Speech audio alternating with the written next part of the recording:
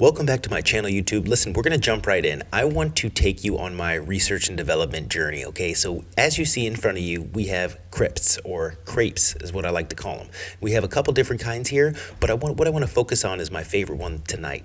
Now, here's the thing. I am using a sourdough discard. So what I'm working on is a sourdough crepe batter, but a super flavorful one, and seeing how versatile it is. And this is what we do as chefs. We go through the research and development process. And I got to be honest, I took my sourdough discard and I mixed it, made a crepe batter, let it sit overnight, and it actually got bubbly and nice, and it's super delicious. So today I'm just gonna really quickly show you my favorite one of the evening. So this is a take on Dan Bing, and it's a Taiwanese breakfast crepe, and it was actually amazing.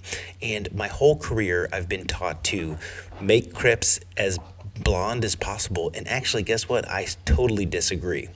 I think they should be crispy and soft, and I really enjoy this. But watch this technique. So basically, I've never been to Asia or Taiwan or anything like that, but I watch a lot of videos on it, and this is something I've never made before, so I wanted to take this opportunity to do it myself, do the research, and make it, because I've never had it.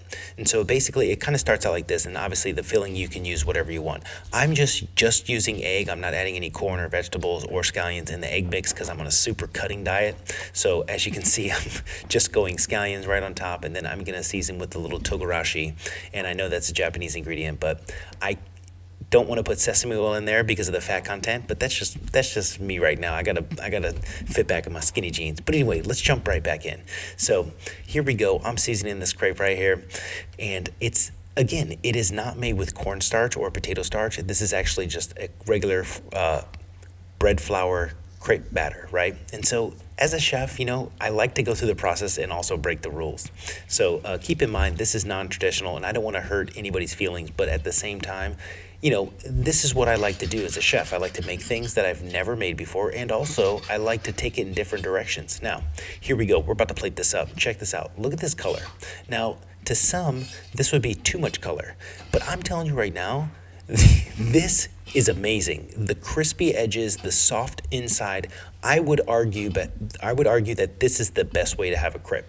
For sure, hands down. This is my favorite way. Whatever filling it is, I like this color. Color is flavor, and it's not too dark.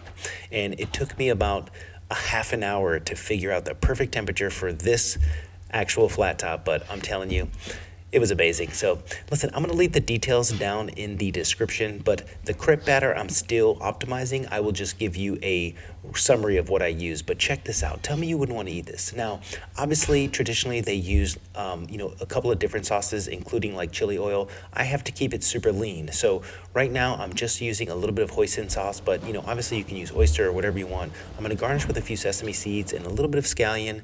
And I'm telling you, this was a grand slam for me, but obviously I would like to take it up a couple notches and add a few more different flavors, but for me, this was perfect for research and development. Now smash that like button, hit that subscribe if you want to see what the other crepes were. Let's go.